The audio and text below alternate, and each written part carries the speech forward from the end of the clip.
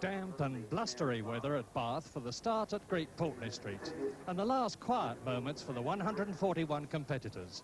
For ahead of them, there's 4 days and 2 nights of driving through the toughest rally stages in England, Scotland and Wales. And the first away is the favourite, Finland's Hannu Mikkola, in a Ford Escort, and he's out for his 3rd successive win. Obviously the favourite to do it again. Now Ari Vartanen, another Finn in another Ford Escort. He's this year's British Open champion, but he's yet to finish higher than 4th in the RAC rally. And there's a man who's got terrific British support, Tony Pond in his Triumph. With a vastly improved car and 4 major wins this year, Tony's morale's very high. The first of the 70 special stages is at Longleat Safari Park. And the tracks are incredibly slippery. You can see that Ari Vartanen there has already spun and he's hit a post and he's lost 2 minutes, and that's bad at this stage of the rally. Pond is in even bigger trouble, and it's lucky for him that the lions are safely locked away, because he's gone through a lion fence and into a feeding trough to really smash the windscreen and the top of the car.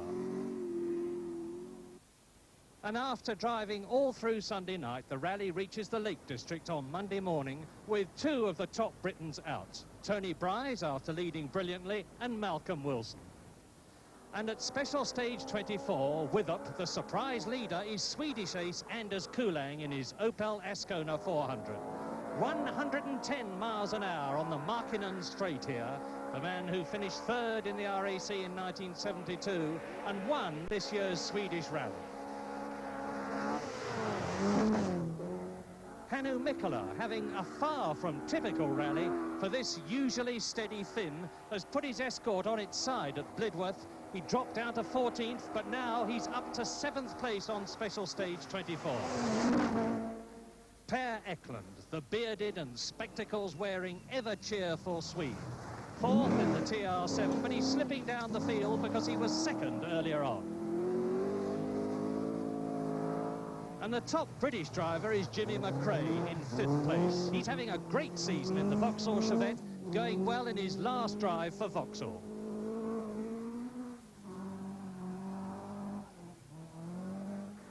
But Willie Rutherford in the Mazda's in trouble with a broken oil filter. And as usual, Scandinavian drivers dominate. For rocketing up through the field comes Finnish driver Henri Toivonen up to 3rd in his Talbot.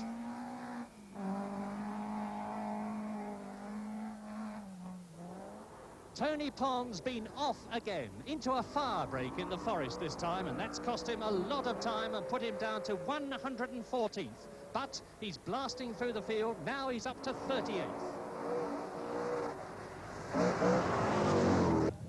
And now, after 37 of the 70 stages, including those in Scotland and the dreaded Kielder Forest, which claimed Per Eklund and Jimmy McRae, the weary survivors arrive for the night halt at Windermere. Second now, Swedish driver Bjorn Valdegard. Could he go any quicker? You can always go quicker, but you know, that is the difficulties, you know, to have the average of going fast and safe. Hannu, has this been the toughest RAC rally that you've ever driven in? Certainly, it has been raining in every case. But you always say that to me. Yes, you know, I have been wondering why this island hasn't been sink yet, you know. Well, how hard has the rally been for you? Oh, it has been, you know, we have done a few mistakes. I went on the roof once and we went off the road, so I lost... You went on the roof? Yes, at the beginning of the rally, but we didn't lose too much there. And I have been in the ditch for 3 minutes, so we have lost quite a lot. On the roof, indeed, and Hannu treating it like a Sunday afternoon run. Well, it's a tough rally, all right, for Mikkola, for everybody, and especially for Tony Pond and his co-driver, Fred Gallagher, after their 2 dramatic incidents. The second one, the one that cost the time, the one that was the real pain in the head, didn't damage the car at all. Well, you were one of the hot favourites, Tony, to win the rally this year. Have you got the remotest chance of catching up now in the time that's left? Where do you reckon you are? No idea, we don't look. Fred, what's it feel like for you when the car suddenly plunges off the course and you can do nothing about it? Well, I mean, normally it happens just so quickly that you don't really have time to think too much. The funny thing was in the first stage at Longleat, we went on to sort of a lion's feeding table, and that's what actually broke the windscreen. Really? We both saw it coming towards the middle of the windscreen. We both ducked and managed to hit our heads together in the middle. And how tough has the rally been in comparison with other RAC rallies? It's been tougher, I think, than any I've ever done before, because tonight we've done Kielder, which is always a big problem, but we've done it in the second spell of darkness, and it's been pretty tiring up there. Tony, I know that you are very much a fitness fanatic. Has it paid off in the rally so far? I think so, yeah. I haven't really suffered at all. I felt a bit tired around 4 o'clock today. But then I've just recovered and I've driven straight through all the forest, through Kielder. I mean, down the motorway here, and I could go and start again, really. Probably suit me best if it did start again now. So, as the drivers have a very well-earned night's rest in their hotels, the dedicated mechanics, the salt of the earth in rallying, work on in the wind and the rain. And on Tuesday morning, it's fine and dry across the glorious view of Lake Windermere. And as Anders Kulang looked across the lake from his bedroom window, he knew that he led the rally and Bjorn Valdegaard by 13 seconds with 33 stages to go. Has it been difficult? It's not so difficult, man. It's very difficult to have Valdegaard and every good drivers behind, and they try to overtake me. Have you been worried to keep the lead? Has it been hard for you? No, that's a rally. I mean, sometimes we are in the leading and next time we are maybe second, third, and try to come up to the leading position. Grandstand, special stage 39, half the entry out, but Kulang is still going superbly to lead in the Opel. And just look at the conditions.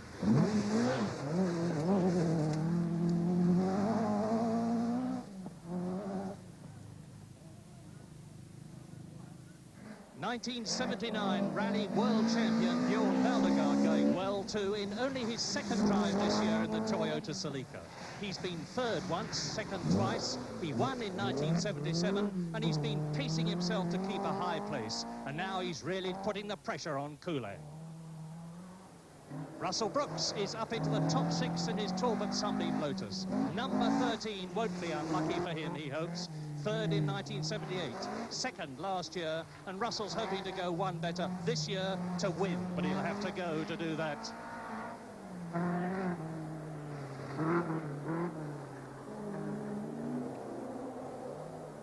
And speeding up at Grysdale too, the Talbot of young Henry Toivonen, winner of this year's Arctic Rally. Third place for him at the moment, and for the first time since 1971, the Ford Escort isn't dominating the rally.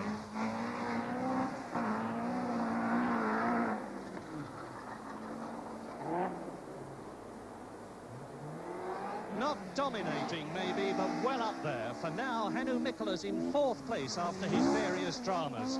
But surely, even he can't take some 4 minutes off Kulang's times to get into the lead. But watch him go.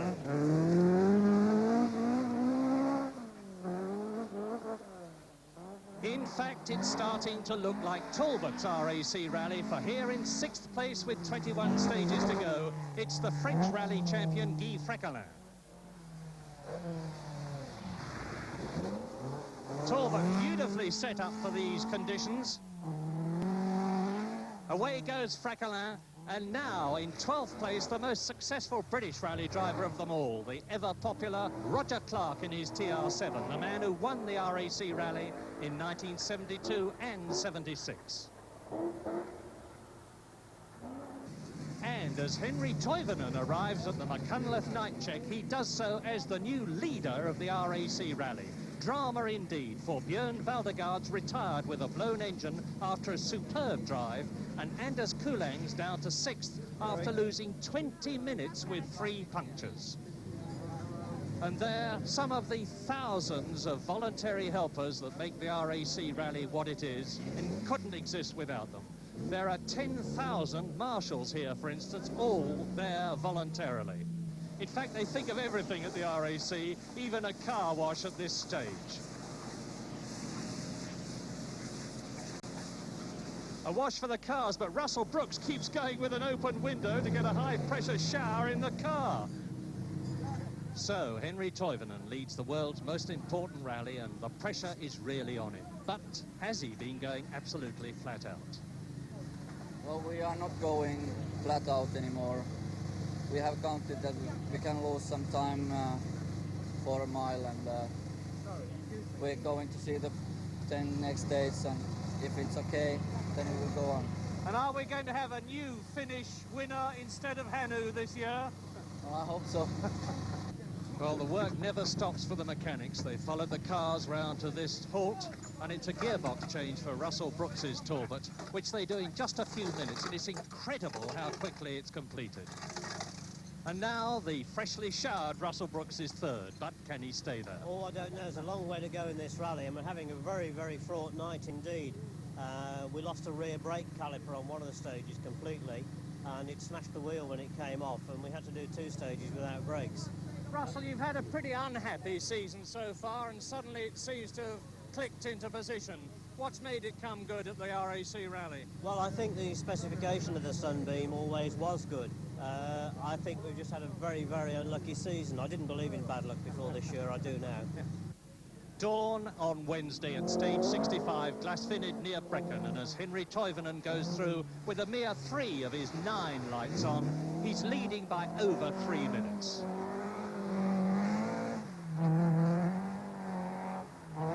Leading in conditions which certainly aren't improving, as you can see from the wet tracks, and although the rally's far from over, it's certainly looking as though Talbot are taking over the Ford dominance we've been used to, and now there are 3 of them in the first 4 places, with Guy Freckelin here up to 3rd ahead of Brooks in conditions he's certainly not used to.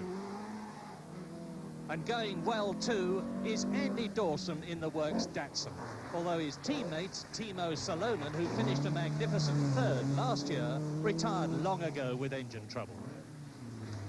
It's a big and heavy car, the Datsun, but Dawson handles it superbly, and it's very reliable.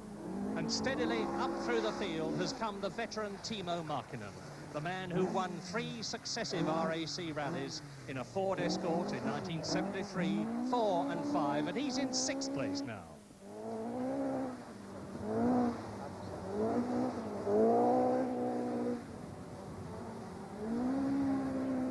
4 Triumph TR7 started. Eklund's out, Clark's 9th, Tony Pons up to 10th, and John Buffum, the American champion, is going well after big problems earlier on. The TR7's a big and heavy car too, it looks it. And Buffum slides, he's right down into the ditch, keeps it going, plenty of momentum on, and that's a masterly recovery in what might well have put him out of the rally with a ditched car. But Russell Brooks hasn't stayed in the top 3, down to 4 behind Freckelin after a night of dramas with a broken brake caliper and a host of other problems. Tony Pond and Fred Gallagher, new windscreen fitted, the roof hammered out, almost like new. If he hadn't had those 2 offs, he'd probably be leading, but he's not, and that's rallying. Still trying for the 3rd successive win, which would give Ford Escorts an incredible 9 wins in a row, but seemingly no chance for Hannu Mikkola because Toivonen is looking invincible.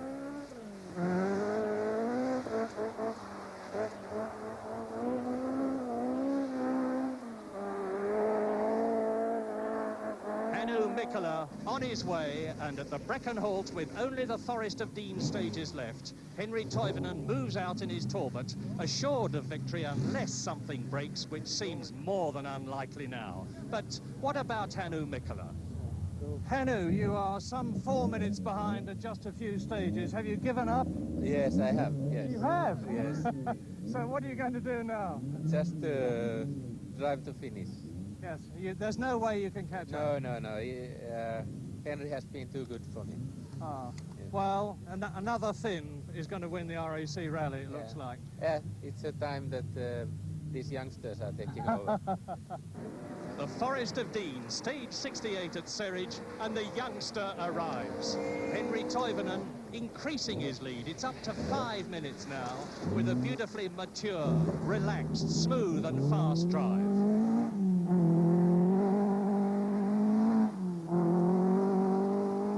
Tony Pond, fighting to the last after one of the most memorable drives in the history of the rally, is up to 7th place after being off twice and down to 114th. And there's the man to watch, Anders Kulang, a great drive in the Opel Ascona. He's fought his way up to 5th, and he's certainly made his name for a 1981 drive. Hannu Mikkola, 2nd place, and if this is his idea of driving easily to finish 2nd, it certainly isn't mine.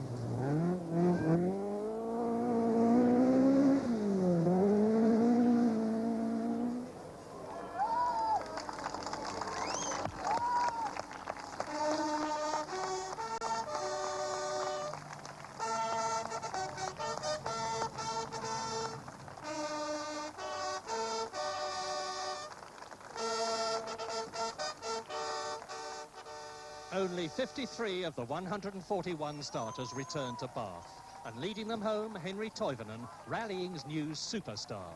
Hats off too to Paul White, his co-driver, and to Des O'Dell, the Talbot team manager, who sees his 2 team men 1st and 3rd, and Russell Brooks 4th, as a pensive Hannu Mikkola looks at the new top man ahead of him. And Guy Freckelin's obviously happy with 3rd place. But how does Henry Toivonen feel? Well, I'm not sure if I can't believe this yet. I think it will come later after this night. How difficult was the rally for you? Well, it was very difficult because after Björn and Anders, they were out and I was lead. It was half a way and long way to go, so a lot of pressure because I knew that Hannu will try to catch me. Now, were you having to drive flat out all the time? Well, no, my tactic was that I will drive to kill the forest very fast, of course, but not flat out and see what happens, what is the situation, and after that flat out to the end. But the last night wasn't so difficult than I thought. Henry Toivonen has joined the other Finnish greats, Timo Markkinen and Hannu Mikkola. And Talbot has taken over from Ford, with Russell Brooks, the top Briton again, in 4th position. Anders Kulang in the Opel 5th, Timo Markkinen in the Ford in 6th position. Tony Pond, a magnificent 7th in the Triumph, Andy Dawson 8th. A tough, memorable and historic RAC rally.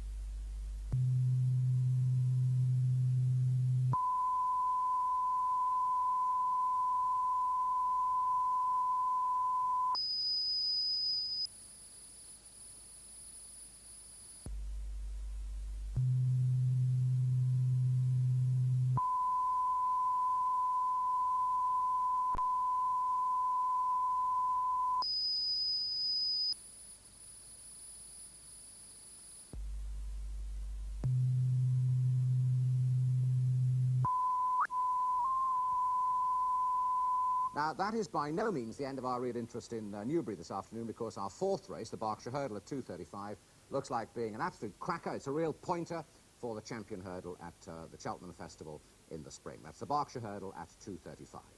Before that, we have cross-country, because there are many famous international long-distance runners gathered this afternoon at Gateshead for the Schweppes International Cross-Country Championships. People like Lasse Viren, Emil Puttermans, Bernie Ford, Mike McLeod, and Nat Muir of Scotland, the man who won it last year. Now, they're all taking part in the main race of the afternoon, which we'll see a little later on at 4:05. Now, at this moment, we are interested in another race, the middle distance race, and waiting for us in the northeast are Stuart Story, Brendan Foster, and first of all, good afternoon, Ron Pickering.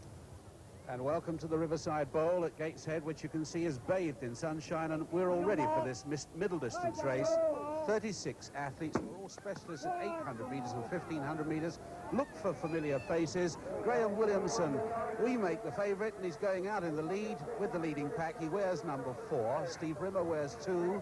Kelvin Newton wears 7. Steve Emson 15. Glenn Grant 17. Steve Caldwell 41. Steve Anders of St Helens wearing number 8 is already showing. Number 3 is Phil Dixon of Rossendale. Number 5 is up there. That's Keith Rothwell. Now, they'll do one small lap of this circuit, plus 2 laps. That's a total of nearly 2 miles. And it really is very good going indeed, although you'll see later on a quite muddy patch that they've got to fight their way through. And perhaps to take us around the course, we'll introduce you to Brendan Foster. Well, at this stage, all the runners are taking it very casually, because it's the last lap with the 2 tough hills on it, which decide who's going to feature in this event. We're now going off the firm part of the course onto the real treacherous piece that we've seen there with mud, and another lap's time. This is going to be really telling. It's going to be a test of who's the strongest, not who's the fastest. Graham Williamson is already just keeping an eye on others around him, but I think they're all going to be struggling on the tough surface here. Well, Brendan almost responsible for the laying out of this course with the Borough of Gateshead Recreation Department, for which he's responsible. See Graham there in 3rd place. There is a strongish wind, and you'll be hearing that wind, and indeed we've been told that only in the last half an hour the temperature's dropped a little. But an ideal start to the cross-country season. Brian Foley there wearing 14.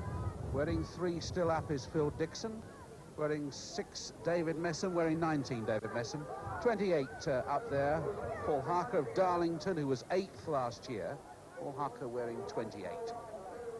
32 is Malcolm Carruthers, who's come all the way out from Essex Beagles. And this turf has been pounded by about 2,000 feet today. They've done the short lap, and now they go on to the first of 2 longer laps. Steve Rimmer, Gordon's twin, up there wearing 2. Now, down the hill, and as Brendan Foster was saying, into that clay below. And that really is quite tacky. And it's out of the sun, and I imagine, Bren, it'll be a bit chilly down there. Well, it is, and it's also very tough underfoot, and this is the kind of conditions which make British distance runners, who we see in the summer, come out tough, because they run through this kind of stuff week after week, and it makes them stronger, it makes them physically stronger, but it also makes them mentally stronger. And then just imagine coming out of that and up a hill like this, and sometimes it's much easier sitting watching events like this than actually taking part. And here's the big hill. This really does sort them out. Rimmer, head down and going well, wearing 2. Paul Harker wearing 28 from Darlington, coming up to his shoulder. And there's the first 4, and Graham Williamson, who expected to do well, the brilliant miler, 1,500-metre runner. He's back in about 5th place. And that hill may well sort him out a little bit as well. Good conditions to start off, and as Brendan was saying, this is not just a great sport in his own right, cross-country. It is, of course, the basic training discipline of all middle and long-distance runners. Well, they've enjoyed a pleasant start. We've had some muddy, we've had some cold runs, and this is a very pleasant condition indeed. 6th place now, Graham Williamson.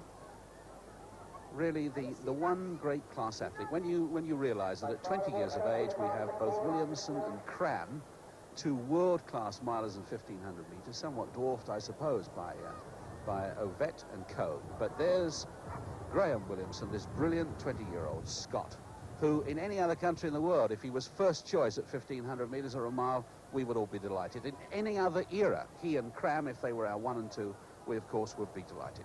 Tipton Vest coming into the picture as he goes past, and that looks like Empson. Empson going past, that's Steve Empson, wearing 15 from Tipton, born in West Bromwich. He too, a sub 4-minute miler, 3:58.7. And Williamson has had to come through some pretty tough character tests in the past, Bren. He didn't get selected by Scotland for the Commonwealth Games, and then of course there was that he had to try and fill the third berth, and there was a fall, and in the end Cram got selected. And how do you think he's come out of it? Well, a race like this for Graham Williamson takes on extra significance because he's at the crossroads in his career. He's had 2 body blows in not being selected for the Commonwealth and in not being selected for the Olympic Games. And this is the point where an athlete will either come out and be brilliant or fade away into insignificance. And I was speaking with Graham beforehand, and he was telling me that he's even more determined to be a great athlete now than he ever was. And you can already see the characteristic aggression that he shows. He's not doing too well, but I'm sure the conditions underfoot are responsible for this, and not Graham's ability.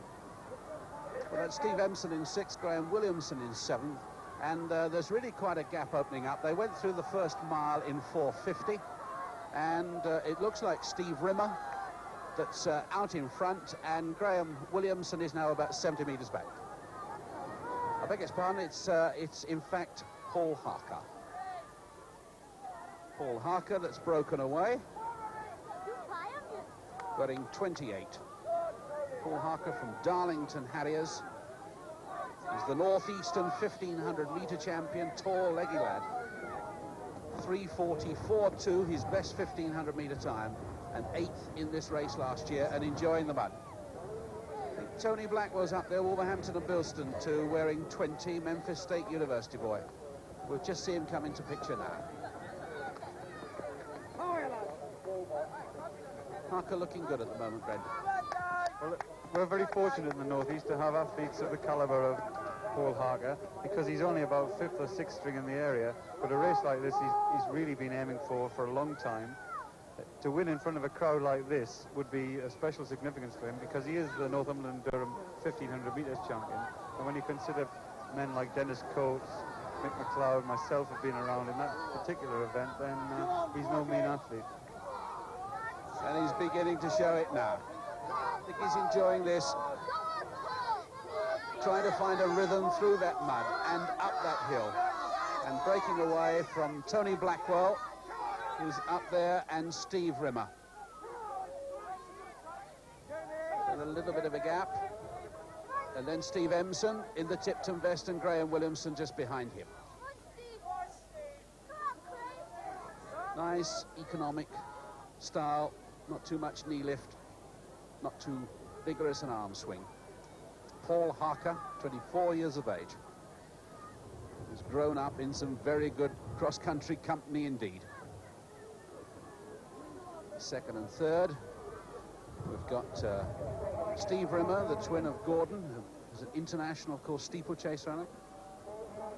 And Blackwell's just going past him on the hill, and those two have drawn up to Harker, and that makes it for a finish. And they've gone past. Paul Harker's back. And this is Anthony Blackwell at Memphis State University. He's a 4.2 miler, an ex-Welsh junior 1,500 metre and 5,000 metre champion. And Tony Blackwell at 22 runs for Wolverhampton and Bilston. He's going ahead now of Steve Rimmer. Steve Rimmer of the RAF. With Paul Harker back in 3rd. And look at the difference that hill has made. Time ticking away just outside 8.5 minutes. This is a run over nearly 2 miles. And Tony Blackwell, whose Uncle Viv used to run in the Welsh Vest as well. And that is beginning to look very good indeed. There's a stamp of class about him at the moment as he opens up a gap of about 10 metres. And has Steve Rimmer got any left as they come into the finishing area? going away from the rest of the field. This is a race won by Mike Downs of Cannock Chase last year. Often produces turn-ups. There are very good class 800-metre and 1500-metre runners in this field, but the country, those that started their winter training earlier, and these two certainly have. Blackwell leading from Rimmer. Rimmer putting in a spirited burst, but they're only 50 yards from the line. Paul Harker's in third, and it's going to be Blackwell that takes it first. Rimmer in second, and Steve Emson's going to bring up fourth. After Paul Harker across the line, then Steve Emson, and then we've got Keith Rothwell. He's ahead of Phil Dixon, and still Graham Williamson coming up behind. Graham Williamson, the Springburn Harrier, the Scot, coming in now. So that's 9 minutes 30 for 3,060 metres on a hilly course, bright sunshine, excellent running conditions, and we hope that you're going to join us back later for the international team race here at Gateshead. No hope at all. We are actually going to come back. In fact, we'll see that big race with the big names in it at 4:05. Just pointing our way through to the rest of the programme, we have Rugby League today, a first-round match in the John Player Trophy.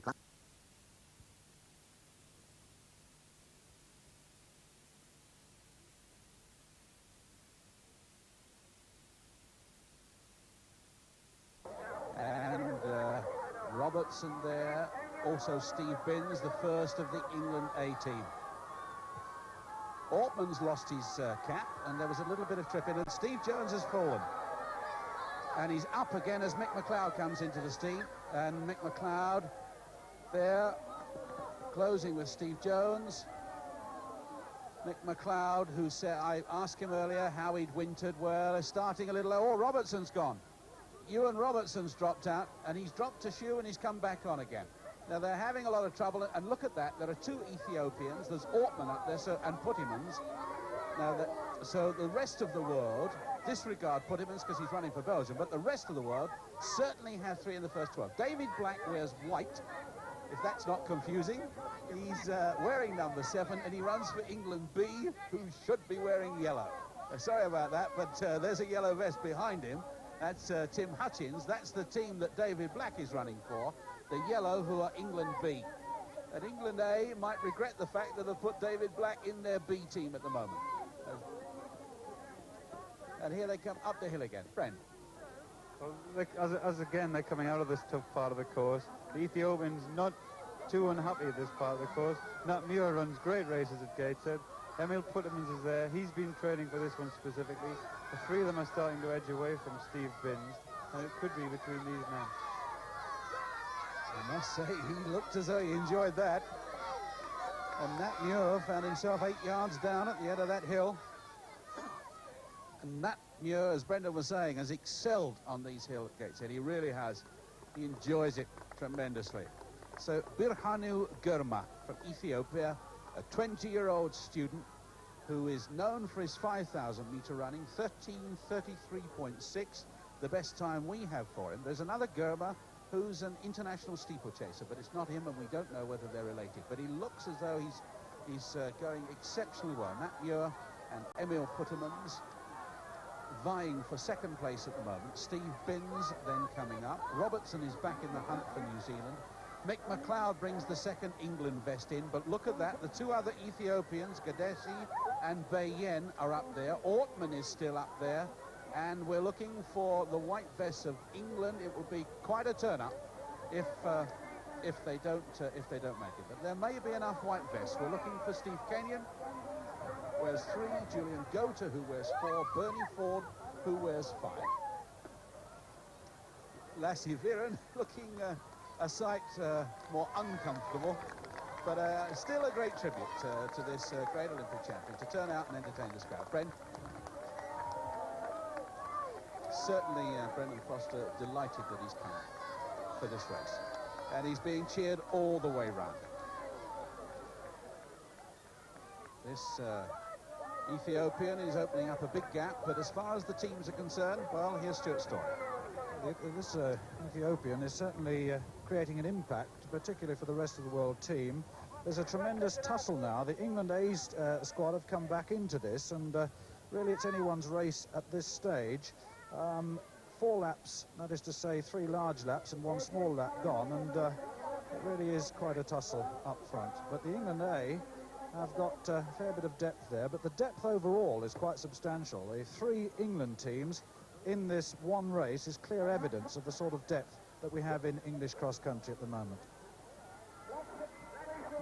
Well, of course, we started the business with the crick run at Shrewsbury School, and the Thames Hare and Hounds, older than athletics itself. The crick run started 1837, and we've spread it around the world, and what a delight to see a third world country, Ethiopia, excelling at track and field, just as Kenya have in the past.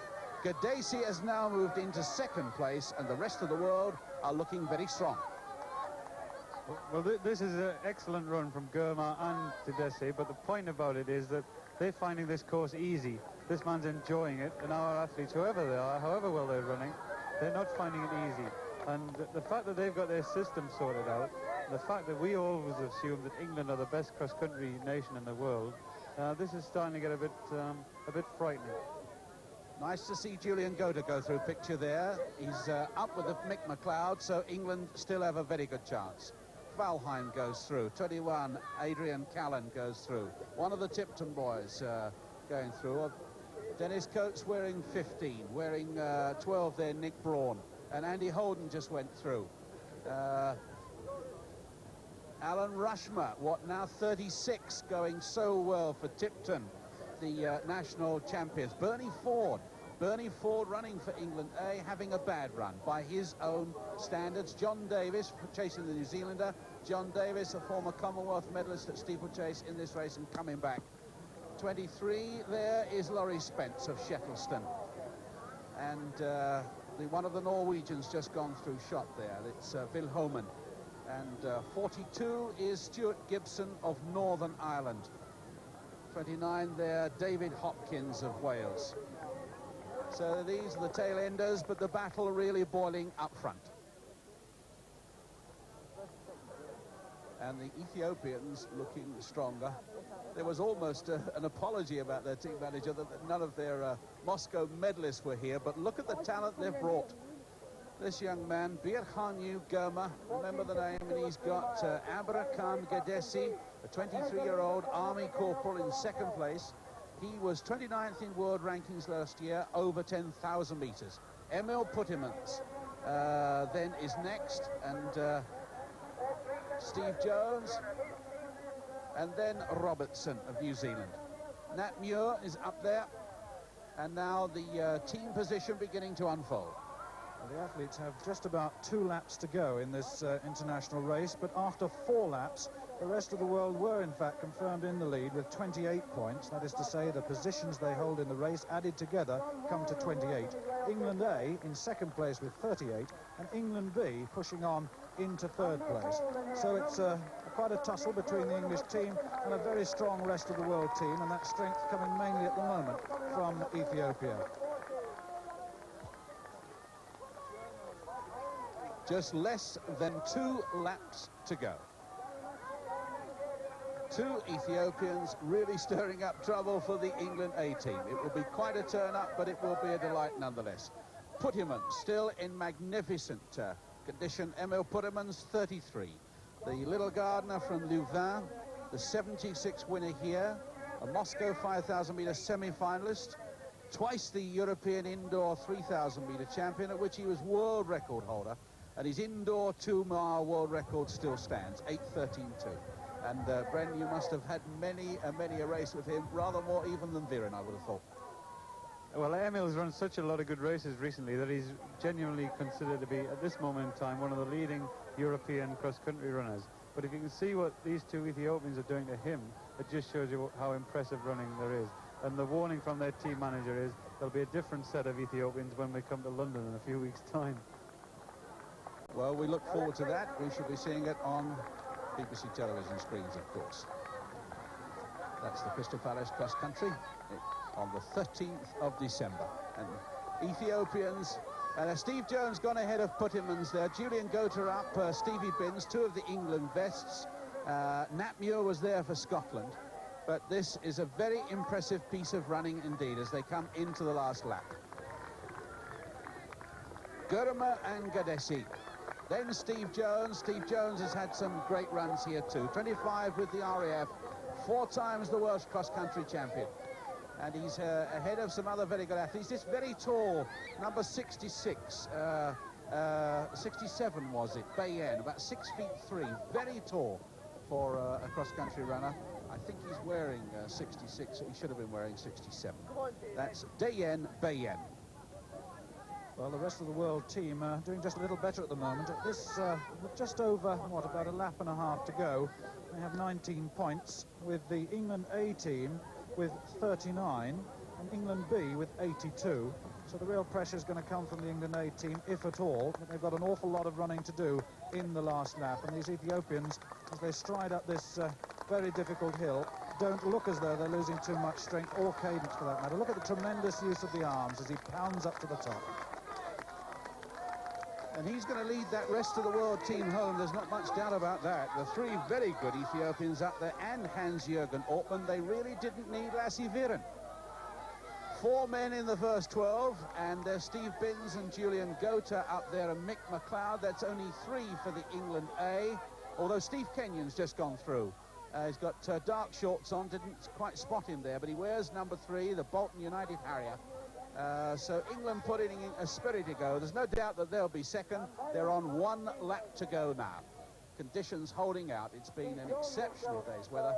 It will inspire these to get a lot more cross-country running in, those that train on it as well as race for it. It will be conditions like this that get them started. But look at the lead that Birhanu Gurma of Ethiopia has opened up in this race. Brendan. Well, they've only been to England 3 times. They were in Crystal Palace a year ago, and they won with Chura. They've been to Gateshead before with Yufta, and they won.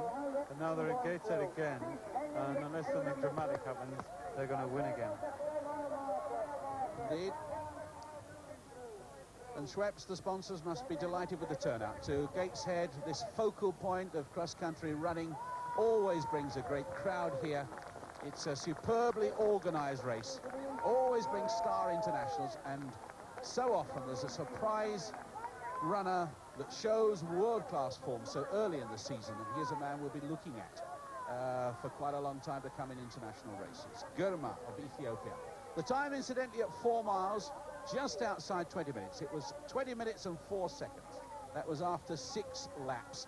And the crowd beginning to gather near the finishing post as this little man leads home the rest of the world ahead of a very strong England A team. Remember, McLeod, Binns, Kenyon, Gota and Ford were the pack. Now here's Napmuir and Steve Jones with Emil Puttimans. They're having their private little race, and it's been a good one. They're chasing the second Ethiopian, but the man who's always been damaging has been Hans-Jürgen Ortmann. He's going to score for the rest of the world, the West German, who came through in the international cross-country last year in Paris.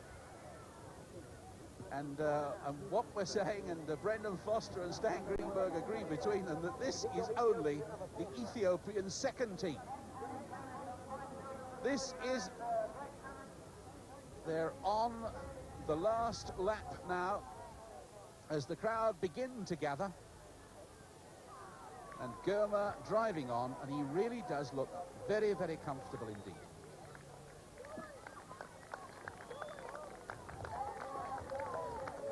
Well, we're having a remarkable display of athletics here from these two Ethiopians. And what I'm starting to consider is, why don't the Ethiopians begin to enter the World Cross Country Championships? Because there's no doubt about it, they are the best in the world, and it would be nice for a country like that to win the World Cross Country title. There's Ortmann in black and red wearing 65, and 66 makes absolutely certain for the rest of the world. There's Stevie Kenyon going through in the red shorts, who wears an England vest, but was a little confused by that. 21 is Adrian Callan. We've seen him before. And number 1 is David Black, wearing 7 rather. Number 1 is Mick McLeod. And wearing 8, Barry Smith, Gateshead man, local club runner. He'll be cheered on. The very tall Norwegian Valheim. And there's the very, very famous Tipton vest being worn by Andy Holden, good marathon man, good cross-country man.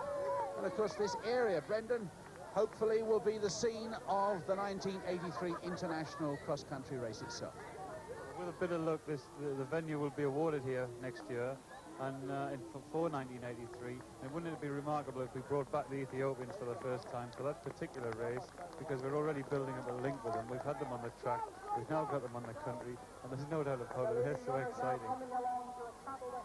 In much the same way, Brendan, as in 1966 when the Kenyans come through for the first time and then went on to do so well at the next two Olympic Games and the next Commonwealth Games.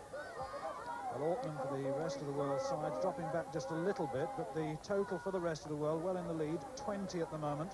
But so is Mick McLeod dropping back a little bit too, and the England A total now stands at 39. The last of the hills over for Goma, down the hill and into the bowl and into the finishing area. Crowd lining the track. This really has been a spirited performance and a most enjoyable one to watch. Yes, difficult to compare times on this run with any other because the course changes. They've tried to get an exact 5 miles. It's just over 24 minutes at the moment, 24 minutes 10 as Gurma comes round. And there really is a huge gap, but they're coming down the hill after him. There's quite a charge on. Should he tire, there's quite a charge. There they are.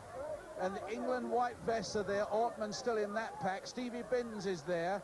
Ewan Robertson is up as they come down that hill. The finish in sight, but now absolutely lined, packed with spectators, as Gateshead always seems to be. And he's way, way, way ahead and leading home a very good team. The best rest of the world team we've seen at Gateshead. Ethiopians, 1, 2, 3. Is that possible? They've done their own running down the hill. 68 is Gurma. Watch this. He's way ahead of the rest. Tiny little man, only about 5'6". Look for the green vest because there's a real charge coming up. It's Puddimans that's out sprinting them. 33 years of age, holding off. And Nat Muir is having a run for the line. The second Ethiopian gets there. Steve Jones gets there. And the third Ethiopian is up to the line. Stevie Binns comes through. Julian Gota and Ortman makes it certain. As Ortman crosses the line just ahead of Steve Kenyon, that makes it certain. Ewan Robertson is there. And then comes up Max Little for Australia, wearing 71. John Wild for the Tipton Club, wearing 27, having a very good run indeed. David James as well. That's the second Welshman home. Steve Jones as well. And David Black is here, and a great run for the line. Mick McLeod is out-sprinted by by Barry Smith. Mick McLeod out-sprinted there. That'll be a talking point locally. Mick McLeod and Barry Smith. That'll be a great talking point, Brent. The talking point will be that one, but the main talking point will be, what about these Ethiopians? If we didn't get the writing on the wall in Moscow, we've got it confirmed today. Ethiopia is going to take over distance running, and the only country who can challenge them are Great Britain. We've got to take this warning. Well, having taken the warning, Brent, what happens to you in the future? You haven't finished running. You fancy meeting some of these guys? If so, over what distance? What are you going to do before you finally hang up the spikes? Well, I'm thinking of running a marathon, but when I see what these guys are doing to my event and our events, then I'm going to think twice. Stuart, any confirmation on that team result? Well, I think we're pretty certain it's unofficial, but the rest of the world win it with 19 points. And England A, well, their domination of 4 years broken in second place with this time a total of 43. Bernie Ford just gone in underneath me. Conditions absolutely ideal. It's been a marvellous run, a well-disciplined and organised course, and of course the Ethiopians that came to challenge with that rest of the world team, they almost didn't need anybody else with them. They beat a very, very strong England A team, and as Brendan Foster said, the writing is on the wall. Look out for Ethiopia. They marked our cards here at Gateshead, and we're going to see a great deal more of them.